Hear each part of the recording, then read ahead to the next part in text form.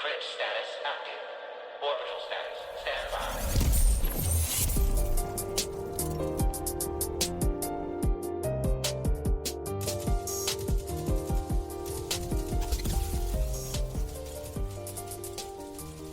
What's up, Guardians? I thought about saying eyes up, but like I want to be clear. It just didn't feel right.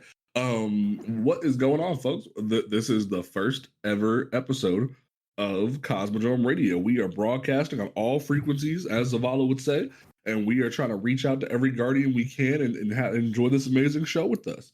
This is a podcast all about Destiny 2, one of our favorite games in the whole world, and we're going to sit here as some weird ass Guardians and having a fun time here.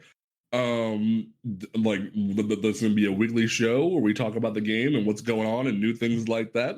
This is like a new experience, so we're gonna have fun with it. My name is James Portis.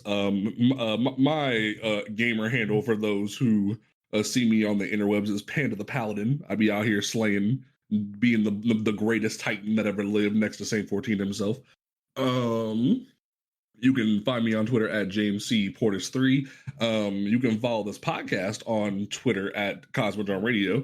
I haven't decided if I'll make a separate TikTok for the podcast or not. I already promoted enough on my own TikTok, so like if you're here from my TikTok, welcome, folks. I got some of my amazing clan and my fire team with me here, so I'm gonna throw it over to Toll. How you doing, Toll? What is up? I am Toll. You can't find me anywhere else other than here. That's so funny. You're just in the ground, I'm just here. You can find me in the Cosmodrome Radio. I am the Tolinator on Destiny. Yeah, I'm also a Titan. I'm not as good as Panda. I'm getting there. I mean, I ain't I talk a big game. I'm not the best Titan that ever lived, but like when you need the best, I'm the best bubble Titan that ever lived, because the best bubble Titan that ever lived. Because when everyone's dead in a raid, like to this day, one of my favorite moments of all time raiding was I was doing Master Vault of Glass, and everybody thought they could survive just hanging out in the well, but no one wanted to get in the bubble. And I'm just standing there with my whole fire team dead, and I'm the only man standing. I'm like, well, now, how the turntables? But no, this is thank you, Toll, for being here at the very least in the back of the studio. And then we have Prismatic. How you doing? Hello, I'm good. I am Prismatic Liches on Destiny and on most platforms. On Twitter, I'm Rainbow Girl Vows, which is what my handle used to be on Bungie. And on TikTok, I am Soft Hugs and Monsters. So it's all different. And all right. I'm your resident hunter main. Wow, 2 Titans and a hunter. This is gonna be a weird show. Yeah, we got all the crayons here. See, that's a touchy topic. Well, we might have to get to that one day. But like. At the very least, yes, there are some crayons here. There are some swords and bows and knives for the hunters in the room. Like sooner or later, we'll have a couple guests on that are warlocks. Don't get it twisted. But like the epic battle of Titans versus hunters wages on in this podcast. But like I said, you can follow this podcast.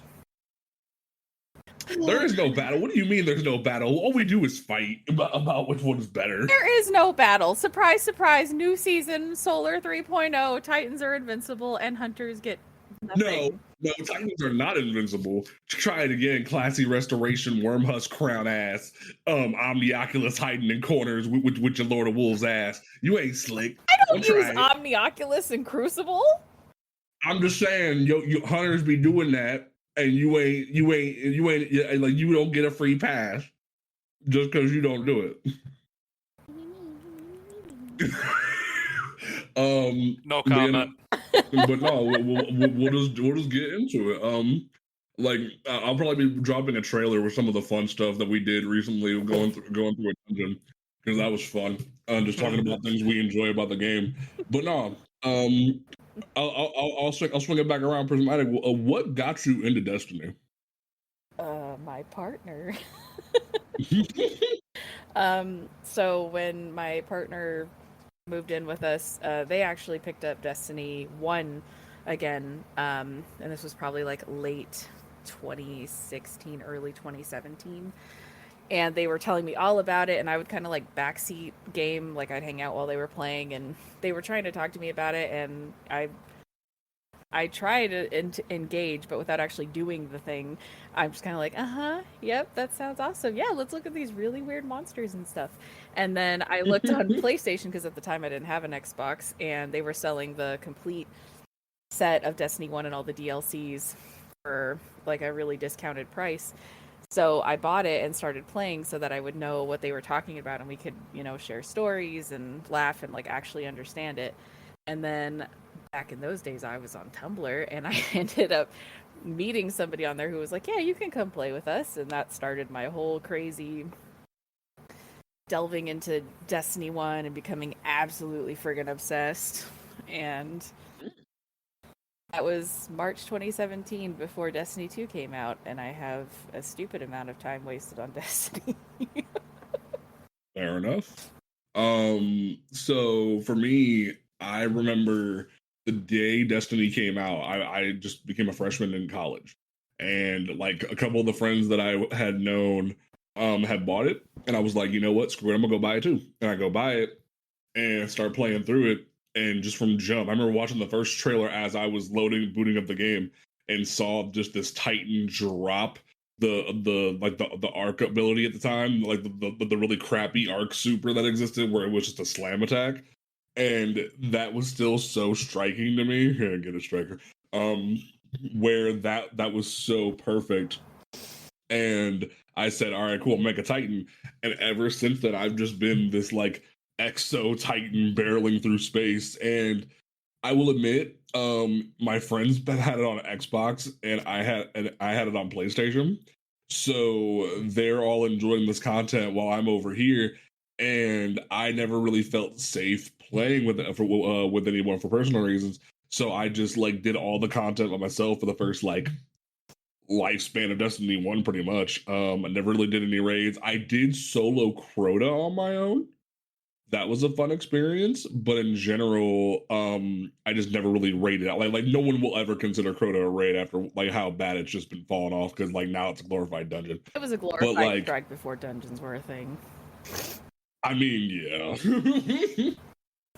So like in general, like once Rise of Iron came out, I remember playing like the first mission and was like, I'm tired. I'm tired of playing with myself.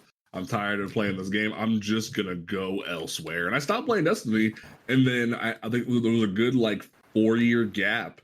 And then around the time Season of Arrivals for Destiny 2 was rolling out, my roommate like got me back into the game, because like she was just like, yo, you need to get back in, Destiny's great. I'm like, all right, fine. And I come back in swinging. I remember booting it up and my Titan just being there waiting for me. I'm like, oh, hell yeah. And I just like come swinging deep. I remember rolling through the Red War campaign, and the ARC subclass actually did a thing, and it was fun. But no, in general, it's just now more than ever, I'm out here running my own clan. Now we're starting this up, and it's gonna be a fun time. I have become the ultimate bubble Titan, as now we've said. And it's been fun, so I'm excited to see where this goes. Toll, what you got? What brought you here? I mean, I'm kind of along the same path as you. I saw that the first trailer of Destiny 1, and I was like, I gotta have it. So freshman year of high school, I had it pre-ordered. I picked it up. I was playing it. Had a great time. Had no idea what a raid was or anything like that. That's fair. Played all the way through everything. Never, and then once I finally learned what a raid was, I was like, oh. So I went back and did all the raids, did everything. Pre-ordered Destiny 2, played that. Stopped playing during Warmind just because I got bored. Fair. Warmind was a boring time. Wait. It was after Warmind wasn't DLC. that bad. No, it was after the Osiris DLC. I was like, then I came back for Forsaken, and then I just got tired. came back seasonal rivals, and here we are. Fair enough. I have a question. Um, Did you play Destiny 1 when it first came out? Yeah, I was playing it day one. Ooh, let's age On ourselves right now. Xbox. You were a freshman in high school? I was a freshman in college. Yes. Oh, God damn it, we're old. Yeah, we are. I mean, he's like 4 years younger than us. That ain't that bad. I'm a dinosaur. Oh my god. I got a big head and little arms. But if you got that niche Disney reference, you are awesome. But no. So like, yeah, that's just a little introduction to how we roll. The show is definitely going to be just a weekly thing, going over the TWAB, going about this, talking about the different topics that are going on. It's what ironic. A TWAB it was. Honestly, it was a very not existing TWAB. I did kind of want to throw my computer screen out the window when Hippie wrote this, and she flat out just goes, "Hey, yeah, no, we're not going to address the issue with Last Word before trials this weekend." And I remember earlier today, I went into a couple of glory matches because I was trying to get some leaves for the solstice, which we will talk about next week. And just Last Word, blah, blah, blah, like everybody's just like getting too tapped by it. And I'm like, bro, what? Oh, maybe I'll be avoiding trials this week. See, and I honestly, if it weren't for the fact of the build that I put together for this weekend, I would be doing the same thing. Because, Bungie kind of fucked up. They kind of said, you know that box breathing hung jury adept you got sitting in your vault from when you grinded GMs for a whole season? We gonna make that meta. And I was out here triple tapping people, just like doink, doink, doink, like just dead. I played a few Rumble matches, a few Glory matches. I got up to 50 kills with it. It's just sitting proud, waiting for tomorrow. Man, I wasn't playing during when the Hun jury was around. It'll come back around. See, and that's a really good point that we'll get to. Like, actually, we can talk about that right now. It's just like the recent like not really sunsetting, but like rotation of weapons that have sort of stalled high-end content, because you have not only GMs, which is Grandmaster Nightfalls for newer people, but also Trials of Osiris, where I saw Fallout Plays, a really good YouTuber, make a video about it today, where people aren't wanting to play Trials that much, primarily because of the loot. And the same thing with the Grandmasters, the loot really isn't that good, because when the Grandmasters were first introduced a while back to have specific weapons, there was the Shadow Price, the Palindrome, and the Swarm minigun at first. Those are the ones that came out at one time. Then the next season, or the next 2 seasons later, they introduced the Hung Jury and the Hothead. And then like a couple seasons later now, they've rotated out Shadow Price, Swarm, and Hung Jury, but no one understands why Hung Jury when Palindrome came first. And now we have the situation where this archetype of scout rifles has become meta, where now it's like, because of the Tuesday's update, you're going to be seeing the scout rifle just mapping people and 3-tapping people, and they can't obtain it. And same thing with Trials, where they rotated out the Messenger, Shayura's Wrath, and Igneous Hammer, 3 of the best weapons to ever come to Destiny. And now we're in a situation where pulse rifles have gotten buffed. Shayura's Wrath is just a freaking auto rifle on crack. And Igneous Hammer, despite being a lower RPM hand cannon, can still be competition for some of the best guns in the game. And I'm sitting here like, Bungie, what are you doing? Yeah, no, my thing is, like, you've introduced 2 craftable snipers. You brought back the Beloved. Why? I would say keep the Hothead rocket launcher and take out the Silicon Aroma. There's no need to have. I'm sorry if you like that Adept sniper rifle, but with the Beloved being in the game, I don't see a point for it anymore. Before I go on, Prismatic, you were going to say something. Oh, isn't Shayura's Wrath an SMG? Yes, I heard about this SMG, but like it can outshoot auto rifles. Is why I was like, it's just an auto rifle on crack. If we're being honest. I was like, I know I Yeah. don't play the game, but I'm pretty sure that's an SMG. And well, the thing that bugged me was they didn't really rotate things out correctly, because especially for GMs and Nightfalls, they said, yo, we're gonna take two of the weapons that were introduced first and one of the weapons that is probably going to be important, because not only have multiple seasons now has scout rifles been a champion mod for Nightfalls, but now we're like, yo, this hand cannon is getting outclassed by other hand cannons because of Allstringer and Beloved coming back, the menagerie weapons from back in the day coming back and now being craftable. Palindrome, yeah, it can get a depth mod, but it can't stand up to Allstringer. So it's like you have this gun now that's sitting here because it was kind of meta for a hot second, and then you shelved the scout rifle that, I'll be completely honest, like Hung Jury is one of the best scout rifles that ever in the game. They brought it back to high acclaim, and it only lasted 2 seasons, or like 2 or 3 seasons, I think, if less, because it came out back during season 14. Okay, so maybe it lasts about 4 seasons, and even then, it's still like it didn't get enough time for people to get it, and like especially when there was multiple Nightfall weapons in the rotation, not everyone got the Hung Jury role they wanted, and some people fell off the game for a while. So I don't know. I feel some type of way about that, because Hung Jury didn't get to really be here that long. I mean, you could, in my opinion, you could just kind of chalk it up to the same sort of like, if you want it, you'll play it. Yeah. Okay, fair enough. Because I mean, that's a lot of the complaints I hear about people as far as like Trials goes. Like, oh, people are complaining that they can't get the higher tier loot that is trapped behind this one game mode. It's like, yeah, if you want it, you have to play it. And that's me talking to someone who does not go into Trials unless I'm playing with 2 very specific people. Because I have been That's really good. I have been screwed over so many times trying to play comp, and I don't even play comp unless I'm playing with specific people that I can trust, because I have been ditched, and I have been that person that is now suddenly the only person on my fire team in comp, just emoting with the other team like, I'm not winning this. I know better. That's very fair.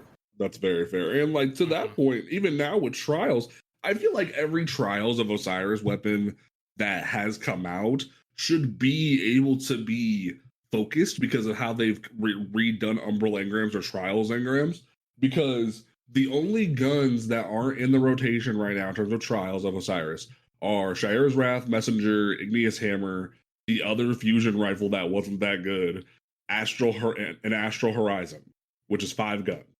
If they added those, especially added those guns to the focusing section, don't even make them able to be obtained in the loot pool, just in the focusing, and then have the quote unquote rotation of what is the adept weapon of the week in Trials be. How about make that be a certain rotation, but don't take away the guns from the focusing pool? Because now you have situations where occasionally an Astral Horizon pops up that no one can obtain. You have Messenger now getting buffed to the point that Messenger and No Time to Explain, the exotic pulse rifle, are 2 of the best guns in PvP now, and people just can't obtain it now. I would also loop. I'm sorry to interject, but I will loop into those pulse rifles the new purpose as well. Mm-hmm. It's not as good. Oh. Not as good, but it's the same. Or it's a step down. I was gonna say, I swear, I was just listening to someone talk about the new purpose. Oh, it was you on my way home. Oh yeah, new purpose is really, like, from the new dungeon is really good, and I want to talk about the dungeon as a lore episode one day. But like, the new purpose is great. I think the problem with the new purpose and Insidious, the raid pulse as well, is that they're a lower RPM, which will like rounds per minute. That they're not hitting as harder as other pulse rifles. So that, like, and yes, new purpose can get Desperado, but even then, Messenger in No Time can 2-tap by the time new purpose is 3-tapped, if that makes sense. So it's like, it's kind of So yeah, no, like I really feel as if like Zavala should have a focusing pool too. I feel like there needs to be Nightfall or Vanguard engrams. That'd be a great way to fix Zavala's problem. And then, because he's the only vendor, well, Shaxx too, technically, but like he's the only vendor who has high-end content loot that can't be obtained from a focusing method, because you have Drifter who has the Gambit focusing, you have Iron Banner focusing now, and you have Trials focusing. But Zavala's the only one who can't like focus an engram into a Silicon Aroma or something like that. You know what I mean? Any thoughts on that idea? I love that idea. That'd be great. Be a great way to do things. They could introduce like a Nightfall engram. Well, you know, like a Nightfall engram or like a Vanguard engram, just something that will pique people's interest to go focus things at Zavala, because everyone hates Zavala. But that's a whole other discussion. Zavala is Zavala. Zavala is one of the greatest characters in gaming, and I will die on that hill. That's why we call him Zuzu Velon. Yeah, I'm sure that's why. Hey, man. Asher Mirror was a great character. Great. Yes, Asher Mirror was. Sad old man. I Also, will stand by that. Prismatic, I hear you grumbling in the background. What are you over there saying? Nothing. No, you talking shit. Speak your mind. No, I was just saying, I'm sure that's why you like Zavala. Hey, just because like listen, Linda. Listen, Linda. Like, the man like conveys a amount of strength, and he like Lance Reddick is just daddy in general. But like Zavala, well, he wasn't daddy looking like Blade in the new Resident Evil show. I'll say that much. But like, but Zavala will always be daddy. I will die on that hill. Like Zavala can literally he's had to make some sacrifice. But like Zavala could get with Keitel, and I'd still be like, yo, I'm all about this. Like Zavala is getting with Keitel. Is that which is confirmed? Fine. There's been lore snippets of like them growing closer, and there was that whole hand thing at the end of the seasonal content this season, like where he touched his hand to her arm. I just thought of something. What? So, do you remember my whole sentiment about the Cabal and their faces? What was it, since we haven't aired that trailer yet? What was your sentiment about the Cabal, Prismatic? Okay, so I personally am not a fan of the Cabal faces naturally. Just something about their facial structure. I don't like the way their mouths are shaped. It's just a personal preference. Not a fan. They don't like that kabusi. Oh my god. No. Oh my god. But so I don't like the way their faces are structured. I saw right before we did this, somebody on Twitter made fan art of a baby Cabal like holding on to Zavala's leg, and I was like, no, I hate it, because I had a close up of the face. I was like, no, that person is talented, good for you, but I hate it. Oh my god. I see, like, but here was the weird thing. When we were filming the trailer and we asked you what race would you be down to get with, you said the Elixir, and I'm like, yo, but like, what's wrong with space rhinos though? Like First off, I would like to say I don't know why I didn't. When you said, would you sleep with anyone in Destiny? I don't know why my brain went enemies and not just any character that exists within the game, because I said alien races. You could have picked anybody. You could have picked Marisov for all I cared. Like, I said alien races. Wouldn't, but I know. Now we gotta know: are you or are you not sub to Marisov's OnlyFans? No. We have to answer the real questions here. No, but they are sub to Crow's OnlyFans. You shut up. Well, yeah, that's the only way. That's the only way she knows what's going on with him. That's how she keeps tabs. I would not sub to Marisov's OnlyFans. I mean, I respect the power. Good on you. She's made a lot of decisions for things. It's a struggle that I will never understand. But I don't agree with the whole emotional manipulation stuff. That gets me upset. And it's not just because it was Crow or Aldrin. Like, in general, that kind of stuff is upsetting to me. So I don't know that I would ever sub to her. I've also never thought she was attractive. So that would be a no for me. But you didn't deny being subscribed to Crow's OnlyFans. I couldn't really see him making OnlyFans, honestly. But I mean, if it's... You know who does have an OnlyFans? Don't say it. Cool. Shax. Why would Shax have an OnlyFans of all people? I would sub. The helmet stays on. I would sub to that OnlyFans just to see like what he So made. that's his bio on there. It's the helmet stays on. That's it. Nah, man, nah. Like Shax wouldn't do he wouldn't do OnlyFans. He would do like motivational speeches or like it would say ASMR, but it's really just Shax yelling at you to be confident in yourself. Like that's what Shax like that, would do. actually. It's all the posts are in all Like caps. legit. That would be his TikTok. That would be his TikTok. Like literally like Shaq's like Shaq's moments or something like that would just be like the Crucible beckons Guardian, and you're like, what the fuck? Oh god. It'd just be off the chain. Speaking of Shax, I really wish if somebody from Bungie ever listens to this, God forbid, please put Shaxercise on Spotify. Jackson's I will. Shax's. That's what they called Shax's mixtape that's in Zavala's office. Please put it on Spotify. I will listen to it on my commute to work. The fact that it's on YouTube makes it really hard because. Is it real? Have you not heard Shax's mixtape? The one in Zavala's office? I haven't. I might need to go peep that after the show. You can go on YouTube. It's literally called Shaxercise, and it was that sounds hosted by the hilarious. Bungie YouTube or Destiny YouTube. No, you know what track I need from this season that's just a freaking bop? I need the new Iron Banner theme music that plays at the tower that was also used in the cutscene where Saladin sacrifices himself for Crow. And it's just a bop. Like I don't know if it's from from D1 or not, but like if it's brand new, it's just a bop. Like you about to throw hands with somebody, and it's just like Somebody made. I swear to an God, hour loop if of they Shax's do not size. change Shax's audio next season, I'm gonna throw a fit. What do you mean? Lucent Hive, risen by the Traveler. Bro, I like that's Saladin, but like I'm so like I will say this. I appreciate that they're trying to change a couple of the audios at the tower, but like, Saladin keeps saying like the same things over and over again, and I want to like just rip his throat out. Because like it's annoying. But granted, he didn't say much to begin with originally when he was up in the corner of the tower.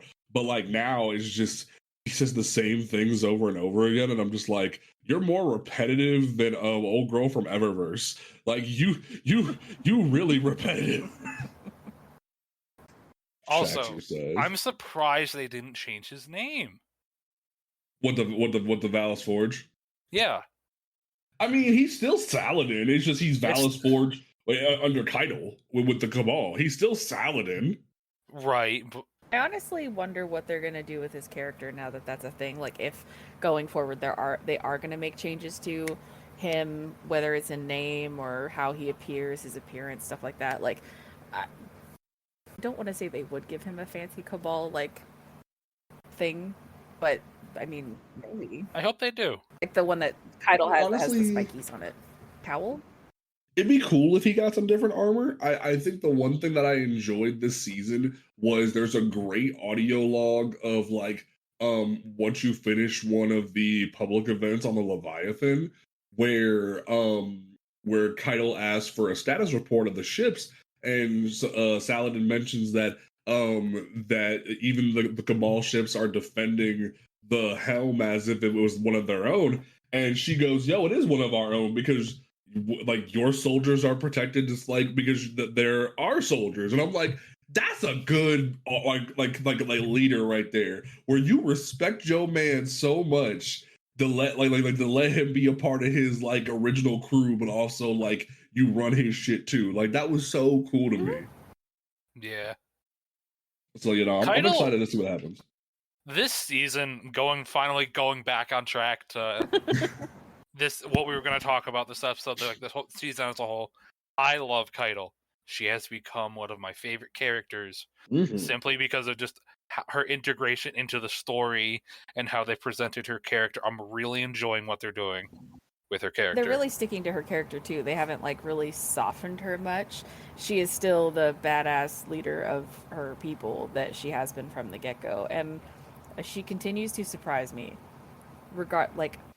My Right. Cabal bias aside, she continues to surprise me as a character, and I even liked the sound clips of like reading about the relationship that was supposed to be between her and Gaul, like the friendship aspect of it. I liked that, and then it all gets twisted and shit at the end. But Yeah, no, Well, going off, oh, go ahead. going off of that, like doing the last Sever mission, my game had glitched, and she was like, "Oh, that's it," and then she was supposed to like walk off and teleport. She just stood there and then disappeared from my screen. The teleport animation didn't play. That's funny. So I'm just like, the Cabal's got some new teleportation tech. I guess. Shit.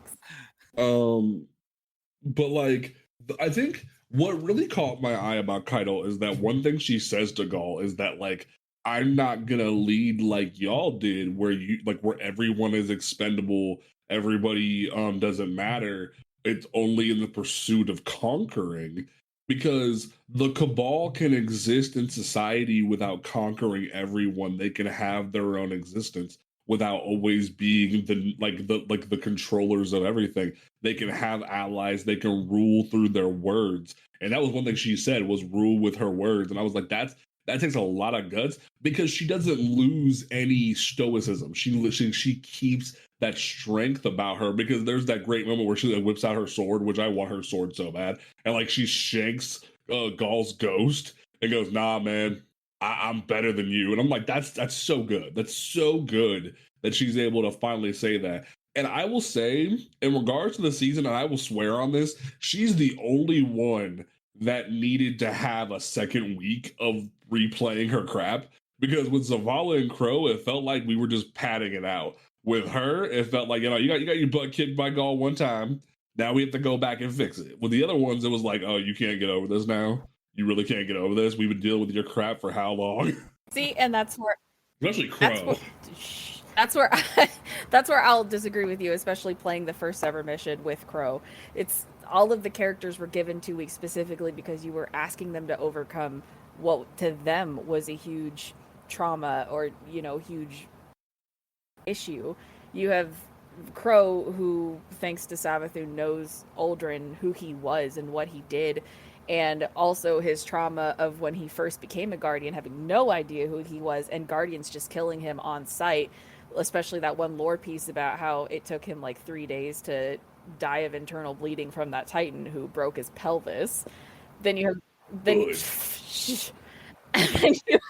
and then you have Zavala with Sophia, like losing the person that he loves, losing their son together, and him ultimately walking away so that she could have the life she deserved, and he wouldn't have to, watch her grow old or watch her be miserable with them being together, because she is eventually going to grow old and die.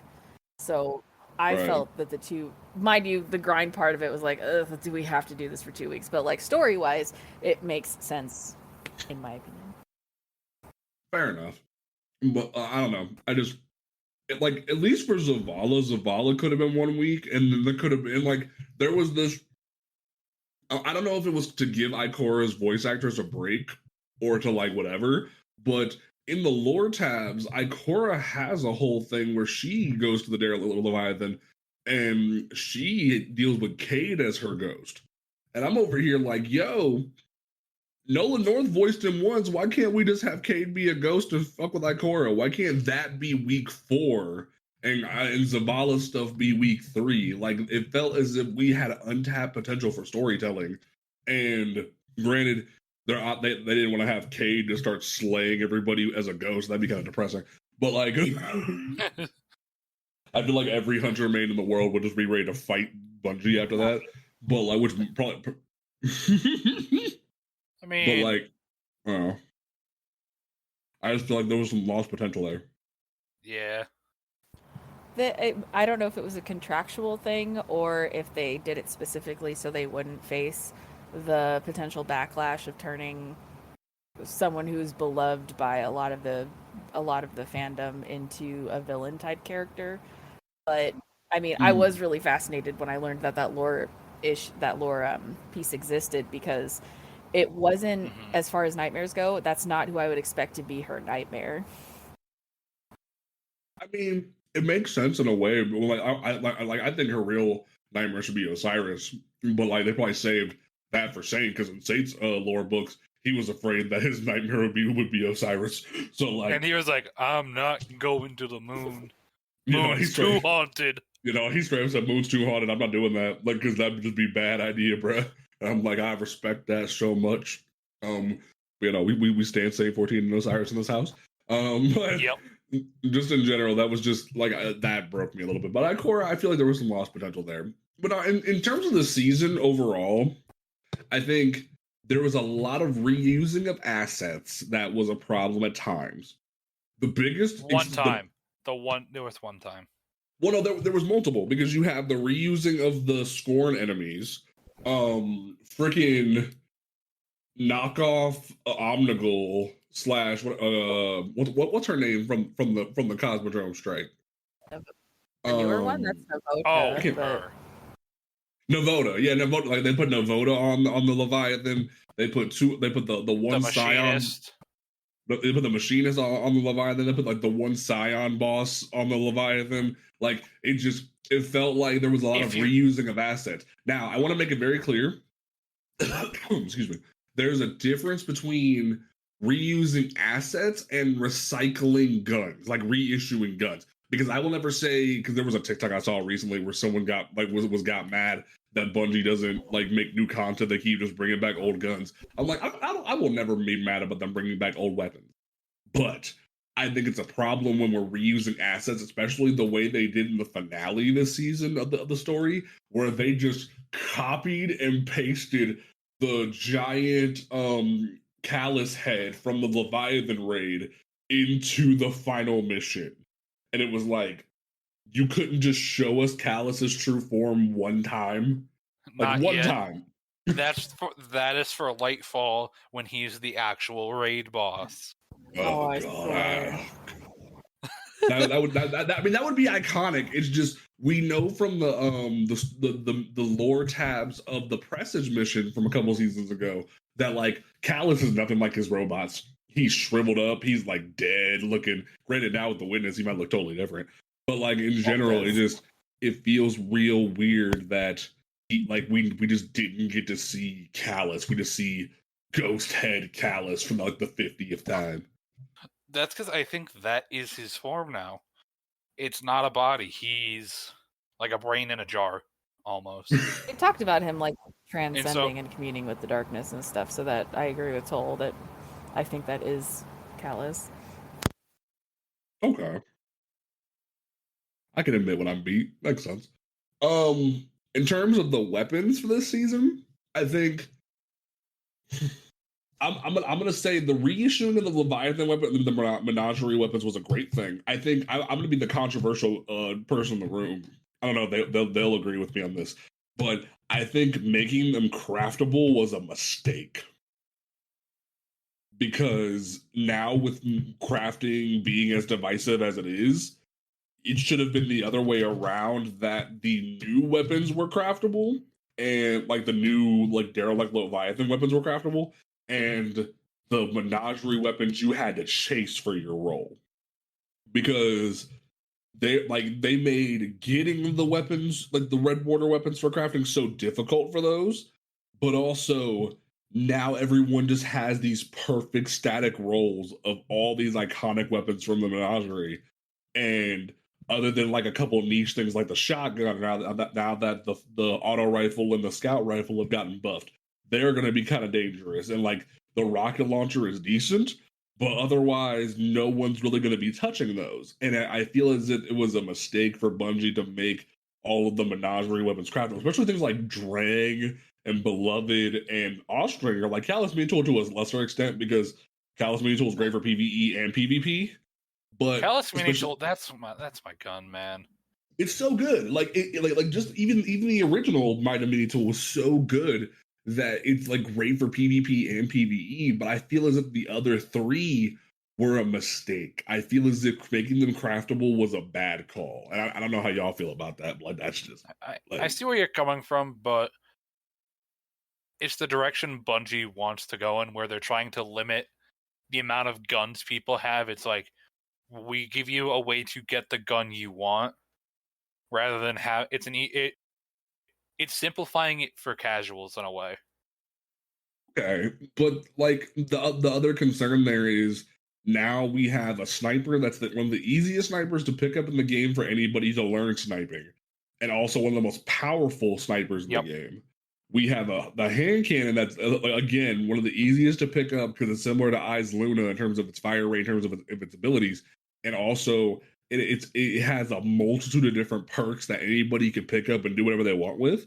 So it's very much like, if you watch a YouTube video and find out what's the good perks for it, you have it, and now everyone's running around with the same perks on the gun, rather there being diversity in different things to try out. I feel like that's just a bit of a miss. But I think crafting in general was a mistake. But I like crafting, but I can agree with what you're saying with that. Maybe certain weapons shouldn't be craftable. Maybe they're not craftable, but you can like still buy them and get rolls for them.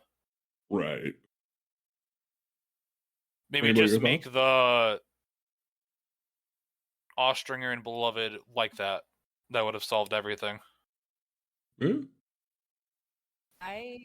Or put those in the raid. Put those in the duality dungeon instead. Oh, that would have made it better, and put the fixed odds and the Epicurean in there. I like that. That solves that whole issue. That would have solved that whole issue. Just flop the loot pool. They're still craftable, but they're harder to obtain craftable. Rainbow, your thoughts? So, as someone who doesn't really use weapon crafting very much, I just kind of look at it as it kind of evens the playing field out for the people that are going to use these and grind the best perks and take them into things like PvP. Because if you give everybody the same toy box, you essentially have to learn how to make it work. So you can either hang or you can't. And instead of everybody just complaining like, oh, there's this new absolutely unattainable OP sniper rifle or something, now you very much have a way to get it. You have to do the initial grind to get enough of the red borders to actually be able to craft it, and then you have to level it up. But then it makes it a level playing field once it comes to the point of actually getting your role that you want and taking it into things like Crucible or Trials, because then you have to learn how to actually use it and be able to use it well and make it work for you. Okay. Fair enough. I'm also someone that doesn't really use weapon crafting that often. Like, I turn all the stuff in, but I tend to find roles that I like, that I get, and make them work for me, rather than going and chasing, what is the god role for XYZ, and then trying to figure out how to use it. I've done it with a couple of weapons. It's just not how I usually play the game. That's fair. Understandable. I'm gonna say, like, that's sort of an overview of the seasonal content. We'll probably touch on it towards the end of the season when we do a season wrap up. But I wanted to give like first thoughts and a couple of different things, because like this is the first episode of the show. Like, things are going to be a thing. Before we wrap up, I definitely want to like touch on the fact that in this week's TWAB, which is for those like who aren't as like we're sort of casual and not as deep into Destiny stuff.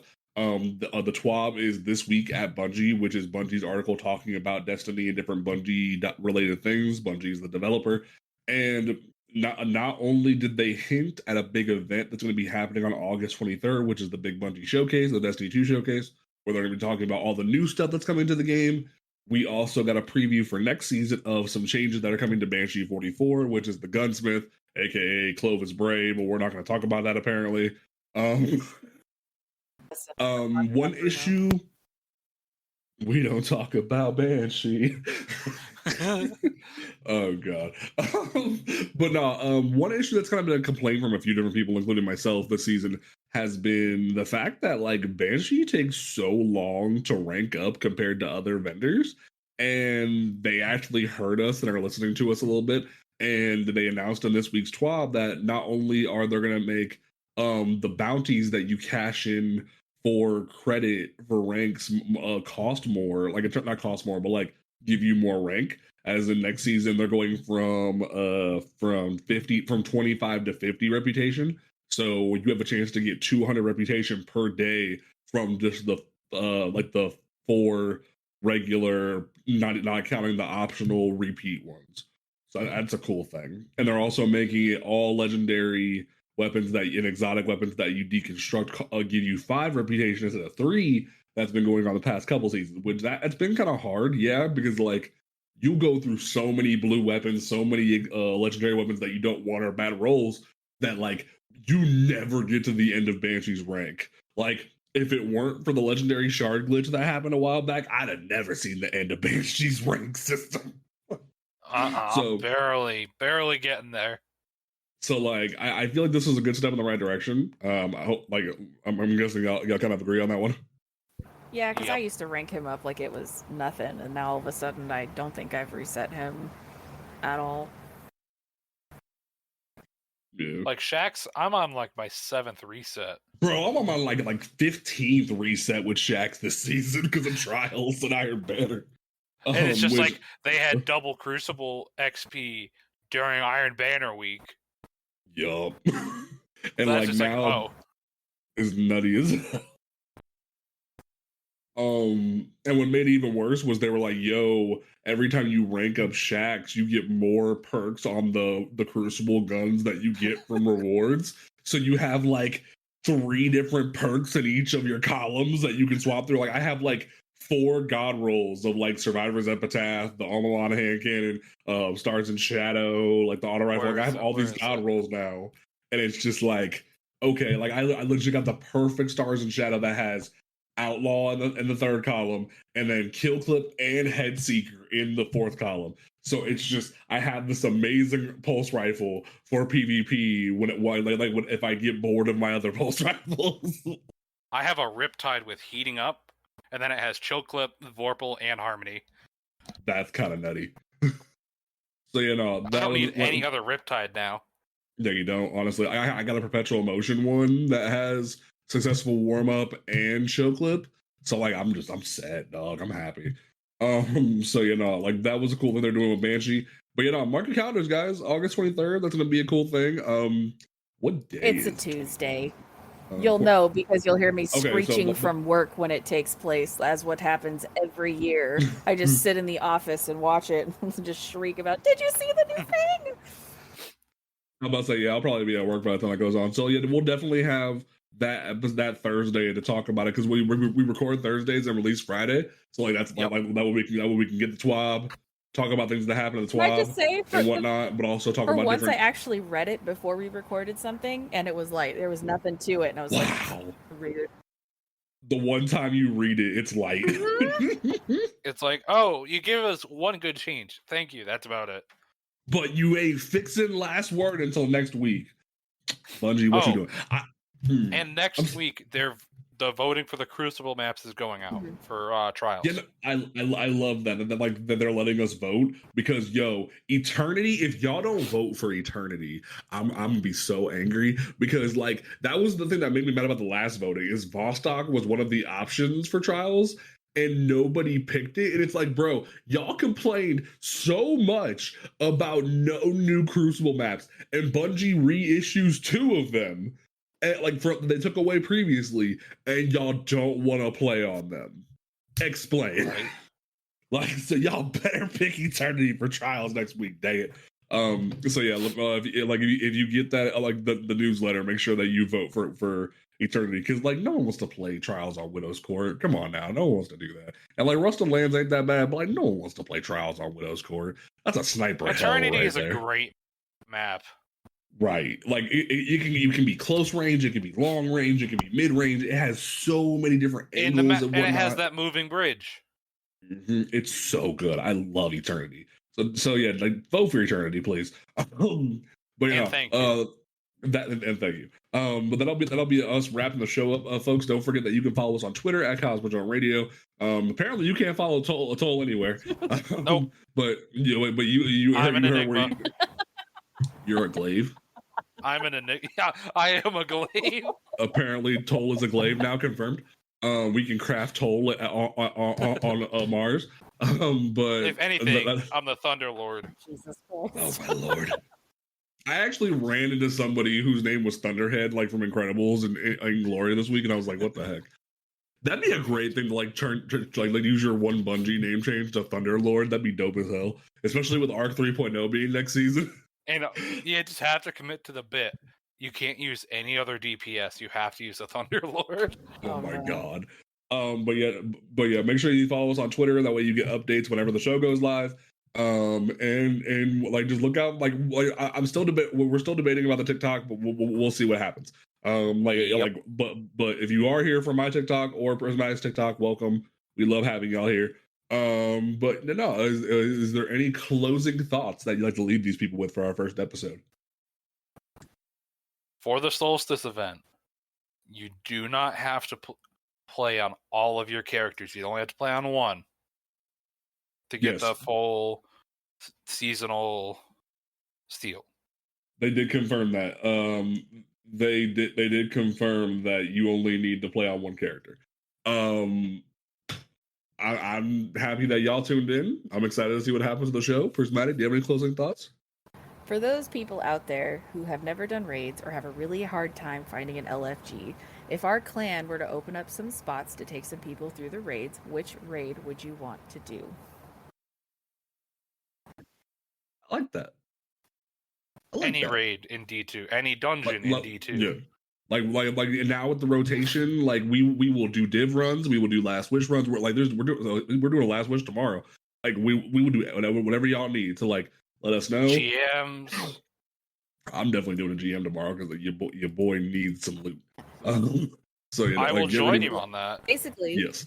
Let us know what you want to do, and we will save you a seat on the bus, on the Sparrow, on the ship. On the helm. Yeah, because we do group up at the helm. So yeah, thank y'all for tuning in, folks, and we will catch you guys next time here at Cosmodrome Radio. We're tuning out.